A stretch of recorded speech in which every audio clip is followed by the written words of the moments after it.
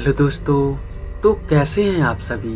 आज की डरावनी कहानी बहुत ही इंटरेस्टिंग होने वाली है, तो कहानी को एंड तक जरूर देखें। तो चलिए कहानी की ओर चलते हैं। अजीब लड़की थी वो, एक भूत को दिल दे बैठी। रमकलिया, जी हाँ यही नाम था उस लड़की का। 16 वर्ष की रमकलिया अपने माँ बाप की इकलौती संतान थी। उसके माँ बाप उसका बहुत ही ख्याल रखते थे और उसकी हर मांग पूरी करते थे। अरे यहाँ तक कि हमारे गांव जमार के बड़े बुजुर्ग बताते हैं कि गांव क्या पूरे जवार में सबसे पहले साइकिल रमकलिया के घर पर ही खरीदी कर आई थी। उस साइकिल को देखने के लिए गांव जवार टूट पड़ा था। रमकलिया उस समय उस साइकिल को लंगड़ी चलाते हुए गड़री खेत खलिहान सब घूम आती थी। रमकलिया बहुत ही नटखट थी और लड़कों जैसा मटरगश्ती करती रहती थी। वह लड़कों के साथ कबड्डी आदि खेलने में आगे रहती थी। एक बार कबड्डी खेलते समय गलगुदहा करने को लेकर झगड़ा हो गया। अरे देखने वाले तो बताते हैं कि रमकलिया ने विपक्षी टीम के लड़कों को दौड़ा दौड़ा कर मारा था, पानी पिला पिला कर मारा था। किसी के दांत से खून निकल रहा था तो कोई चिल्लाते हुए अपने घर की ओर भाग रहा था। रमकलिया से उसके हमउम्र लड़के पंगा लेना उचित नहीं समझते थे, क्योंकि उसके हमउम्र लड़के उसे उझट और झगड़ू टाइप की लड़की मानते थे। कोई उसके मुँह लगना पसंद नहीं करता था। हाँ, यह बात अलग थी कि सभी लड़के उससे डरते थे। मई का महीना था, कड़ाके की गर्मी पड़ रही थी। रमकलिया खरखर दोपहरिया में अपनी साइकिल उठाई और गांव के बाहर अपने बगीचे की ओर चल दी। उसका बगीचा दोबारिया गड़ई के किनारे पर था। इस बगीचे में आम और महुए के पेड़ों की अधिकतम बगीचा था। गांव से लगभग 1 किलोमीटर की दूरी पर था। बगीचे में पहुंचकर पहले तो रमकलिया खूब साइकिल हनाहन पूरे बगीचे में दौड़ाई और पसीने से तरबतर हो गई। उसने बगीचे के बीचों बीच एक मोटे आम के पेड़ के नीचे साइकिल खड़ी करके अपने दुपट्टे से चेहरे का पसीना पोंछने लगी। पसीना पोंछने के बाद पता नहीं रमकलिया को क्या सूझा कि वह उसी पेड़ के नीचे अपना दुपट्टा बिछाकर उस पर लटक गई। बगीचे में लेटे लेटे रमकलिया का मन पंछी उड़ने लगा। वह सोचने लगी कि उसके बाबूजी उसके लिए एक बर की तलाश कर रहे हैं। वह थोड़ा सकुचाई, थोड़ा मुस्काई और फिर सोचने लगी एक दिन एक राजकुमार आएगा और उसे ब्याह कर ले जाएगा। पता नहीं कैसा होगा, कौन होगा, कहाँ का होगा, पता नहीं मैं उसके साथ खुश रह पाऊंगी कि नहीं। पर खैर, जो ईश्वर की मर्जी होगी वही होगा। बाबूजी उसके लिए जैसा भी लड़का खोजेंगे वह उसी से शादी करके खुश रहेगी। उसे पक्का विश्वास था कि उसके बाबूजी उसकी शादी जरूर किसी धनवान घर में करेंगे, जहां उसकी सेवा के लिए जरूर कोई ना कोई नौकरानी होगी। अभी रमकलिया इन्हीं सब विचारों में खोई थी कि उसे ऐसा आभास हुआ कि उसके सिर पर के ऊपर कोई बैठकर उसके बालों में उंगली पिरो रहा है। रमकलिया के साथ ऐसा पहली बार नहीं हो रहा था। ये तो आए दिन की बात थी। बकरी, गाय आदि चराने वाले लड़कियां या लड़के चुपके से उसके पीछे बैठकर उसके बालों में उंगली पिरोते या सहलाते रहते थे और रमकलिया भी खुश होकर उन्हें थोड़ा बहुत अपना साइकिल चलाने को देती थी। पर पता नहीं क्यों आज रमकलिया को यह आभास हो रहा था कि उंगली कुछ इस तरह पिरोई जा रही है कि कुछ अलग सा ही एक अनजान आनंद का एहसास हो रहा है। ऐसा लग रहा है कि कोई बहुत ही प्रेम से बालों को सहलाते हुए अपनी उंगलियां उसमें पिरो रहा है। आज रमकलिया को एक अलग ही आनंद मिल रहा था, जिसमें उसके यौवन की खुमारी भी छुपी लग रही थी। उसके शरीर में एक हल्की सी गुदगुदी हो रही थी और उसे अंगड़ाई लेने की भी इच्छा हो रही थी, पर वह बिना शरीर हिलाए चुपचाप लेटी रही।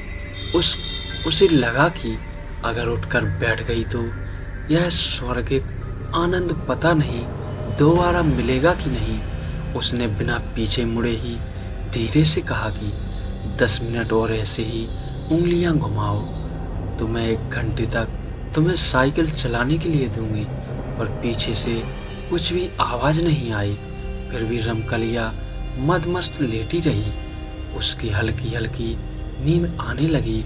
शाम हो गई थी और रमकलिया अभी भी बगीचे में लेटी थी। तभी उसे उसके बाबूजी की तेज आवाज सुनाई दी। रमकली, बेटी रमकली, अरे कब से यहाँ आई है? मैं और तुम्हारी माँ कब से तुम्हें खोज रहे हैं। इस सुनसान बगीचे में जहाँ कोई भी नहीं है, तुम निडर होकर सो रही है। रमकलिया ने करवट ली और अपने बाबूजी को देखकर मुस्कुराई। उसके बाबूजी उसे घर चलने के लिए कहकर घर की ओर चल दिए। रमकलिया उठी, साइकिल उठाई और लगड़ी मारते हुए गांव की ओर चल दी। उस रात पता नहीं क्या हुआ कि रमकलिया ठीक से सो न सकी। पूरी रात करवट बदलती रही। जब भी सोने की कोशिश करती, उसे बगीचे में घटी दोपहर की घटना याद आ जाती।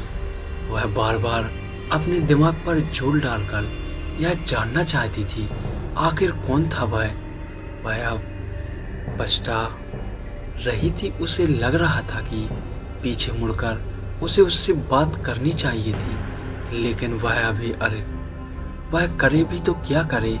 उस अनजान व्यक्ति के कोमल प्यार भरे स्पर्श से उसे अचानक कब नींद आ गई पता ही नहीं चला था। अरे अगर उसके बाबूजी बगीचे में पहुंचकर उसे जगाते नहीं तो पता नहीं कब तक सोती रहती।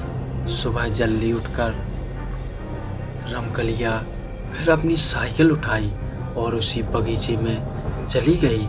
सुबह की ताजी हवा पूरे बगीचे में हिचकोले ले रही थी, पर पता नहीं क्यों सरसराती हवा में पत्तियां टहनियों से बात करती हवा में रमकलिया को एक भीनी भीनी मदमस्त कर देने वाली सुगंध का आभास हो रहा था। उसे ऐसा लग रहा था कि आज पवन देव उसके बालों से खेल रहे हैं। वह लगभग 1 घंटे तक बगीचे में ही रही और फिर घर वापस आ गई। घर आने के बाद रमकलिया पता नहीं किन यादों में खो रही थी। उसी दिन फिर से खड़खड़ दोपहरिया में रमकलिया का जी नहीं माना और साइकिल उठाकर बगीचे की ओर चली गई। बगीचे में 3-4 राउंड साइकिल दौड़ाने के बाद फिर रमकलिया एक आम के पेड़ के नीचे सुस्ताने लगी। उसे कुछ सूझा। वह हल्की सी मुस्काई और अपने दुपट्टे को अपने सर के नीचे रख लगाकर सोने का नाटक करने लगी। अभी रमकलिया को लेटे 2-4 मिनट भी नहीं हुए थे कि उसे ऐसी लगा कि कोई उसके बालों में उंगली पिरो रहा है। वह कुछ बोले नहीं, पर धीरे धीरे अपना हाथ अपने सिर पर ले गई। वह उस उंगलियों को पकड़ना चाहती थी। उसके बालों में घुसकर बालों में से खेलते हुए उसे एक सुखद आनंद की अनुभूति हो रही थी। वह उसे ज्यों अपने हाथ अपने सर पर ले गई। वहाँ उसे कुछ नहीं मिला, पर ऐसा लग रहा था कि अभी भी कुछ उंगलियां उसके बालों से खेल रही हैं। रमकलिया को बहुत ही अचंभा हुआ और वह तुरंत उठकर बैठ गई। पीछे सर घुमाकर देखा तो गजब हो गया, पीछे कोई नहीं था। उसे लगा कि शायद जो था इस पेड़ के पीछे छिप गया हो, पर फिर उसके मन में एक बात आई कि जब वह अपना हाथ सर पर ले गई थी तो वहाँ कुछ नहीं मिला था। फिर भी बालों में उंगलियों के सुखद स्पर्श कैसे लग रहे थे। खैर वह उठकर खड़ी हो गई और पेड़ के पीछे चली गई, पर वहाँ भी कोई नहीं मिला। अब वह बगीचे में आसपास दौड़ लगाई, पर कोई नहीं दिखा। फिर वह अपनी साइकिल के पास आई और तेजी से चलाते हुए गांव की ओर भागी। उसे डर तो नहीं लग रहा था, पर कहीं न कहीं एक रोमांचित अवस्था जरूर बन गई थी, जिससे उसके रोंगटे खड़े हो गए थे। आज की रात फिर रमकलिया सो न सकी। आजकल उसे अपने आप में बहुत सारे परिवर्तन नजर आ रहे थे। उसे ऐसा लगने लगा था कि वह अब विवाह योग्य हो गई है। वह बार बार शीशे में अपना चेहरा भी देखती। वह उसमें थोड़ा शर्माने के गुण भी आ गए। बिना बात के कुछ याद करके उसके चेहरे पर एक हल्की मुस्कान फैल जाती। पता नहीं क्यों उसे लगने लगा था कि उसके बालों से खेलने वाला कोई उसके गांव का नहीं, अभी तो कोई दूसरा सुंदर युवा है जो प्यार से वशीभूत होकर उसके पास खींचा चला आता है और चुपके से उसके बालों से खेलने लगता है। फिर उसके दिमाग में औंधा भी कि जो भी वह बहुत शर्मीला और साथ ही फुर्तीला भी, क्योंकि पता नहीं कहाँ छूमंतर हो गया कि दिखा ही नहीं। रमकलिया के दिमाग में बहुत सारी बातें दौड़ रही थी, पर सब सुखद एहसास से भरी रोमांचित करने वाली ही थी। अब तो जब तक रमकलिया अपने बगीचे में जाकर 1-2 घंटे लेट नहीं लेती, तब तक उसका जी नहीं भरता। रमकलिया का अब प्रतिदिन बगीचे में जाना एक और अलौकिक प्रेम की ओर एक कदम बढ़ाना शुरू हुआ। एक ऐसा अनजाना नासमझ प्रेम जो रमकलिया के हृदय में हिचकोले ले रहा था। वह पूरी तरह से अनजान थी इस प्रेम से, फिर भी हो गई थी इस प्रेम की दीवानी। पहली बार प्रेम के इस अनजान एहसास ने इसके हृदय को गुदगुदाया था।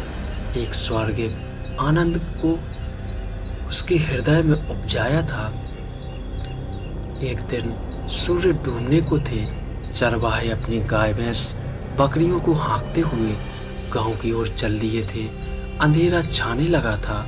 ऐसा समय रमकलियों को पता नहीं क्या सूझा कि वह अपनी साइकिल उठाई और बगीचे की ओर चली गई। आज उसने बगीचे में पहुंचकर साइकिल को एक जगह खड़ा कर दिया। खुद ही पास में खड़ी हो गई। उसे कुछ सूझ नहीं रहा था। उसे पता नहीं क्यों ऐसा लग रहा था कि कोई तो है जो अभी उसी बगीचे में बुलाया, और वह भी अपने आप को रोक ना सकी और खींचते हुए बगीचे की ओर चली गई। 2-4 घंटे खड़ा रहने के बाद रमकलिया थोड़ा तन गई।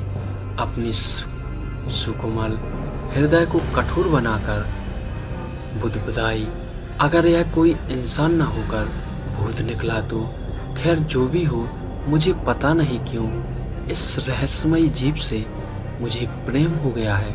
भूत हो या कोई दैवी आत्मा, अब तो मैं इससे मिलकर ही रहूंगी। इंसान को अपना बनाता है। मैं अब इस दैवी आत्मा को अपना हमसमर बनाऊंगी। देखती हूँ इस अनजाने अनसमझे प्यार का परिणाम क्या होता है। अगर वह इंसान नहीं है तो कौन है, और की दुनिया में रहने वाला है कैसा है उसकी दुनिया। यह सब सोचती हुई रमकलिया अपनी साइकिल का हैंडल पकड़ी और दूसरे डुगराते हुए बगीचे से बाहर आने लगी। अब बगीचे में पूरा अंधेरा पसर गया था और साथ ही सन्नाटा भी। हाँ, रह रहकर कभी कभी गांव की ओर से कोई आवाज़ उठ आती थी। तो दोस्तों, अभी पार्ट 1 बन है, पार्ट 2 अगली वीडियो में आएगा। तो यह स्टोरी आपको कैसी लगी कमेंट में हमें ज़रूर बताएं और वीडियो को लाइक और चैनल को सब्सक्राइब ज़रूर करें। धन्यवाद।